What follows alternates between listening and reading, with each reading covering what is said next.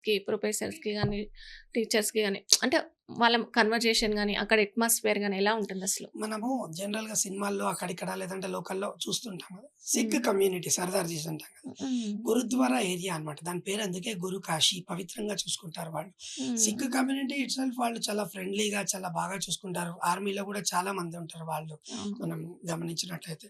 So, చాలా friendly people చాలా బావుంటారు. యూనివర్సిటీకి సంబంధించి ఫీజ్ పర్ఫెక్ట్‌గా పే చేసుకొని, అది లోన్ ద్వారా అయినా సరే, పర్సనల్‌గా అయినా సరే చేసుకుంటే హ్మ్. ఎడ్యుకేషన్‌లో గాని, స్పోర్ట్స్‌లో గాని, అదర్ యాక్టివిటీస్‌లో గాని పంజాబ్ వాళ్ళు గూడా చాలా బావుంటారు. ఏదైనా సెంట్రల్ యాక్టివిటీ జరిగినా, స్టేట్ యాక్టివిటీస్ జరిగినా మంచి ఇన్వాల్వ్‌మెంట్ ఉంటుంది వాళ్ళకు. హ్మ్. యూనివర్సిటీలో రెగ్యులర్‌గా ఫెస్ట్‌లు జరుగుతూనే ఉంటాయి.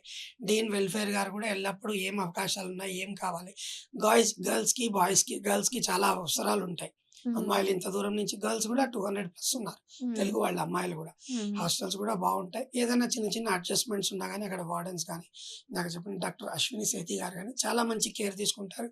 ఈవెన్ యూనివర్సిటీ మేనేజ్‌మెంట్ వాళ్ళ పిల్లలు గూడా హ్మ్. అందులోనే బీఎస్సీ అగ్రికల్చర్ లేదా బీటెక్ కోర్సెస్ చేస్తున్నారు. ఇప్పుడు జనరల్‌గా ఎక్కడైనా యూనివర్సిటీ మేనేజ్‌మెంట్ పిల్లలు ఇంకా హైయ్యర్ యూనివర్సిటీలో చేయాలని చూస్తారు. హ్మ్. ఇండియాలో మనది one of the best graded కాబట్టి వాళ్ళ పిల్లలు గూడా ఇక్కడి నుంచే చదివి హ్మ్. కంప్లీట్ చేశారన్నది ఒక గర్వంగా మనం చెప్పుకోగలిగే హ్మ్. పాయింట్ అన్నమాట.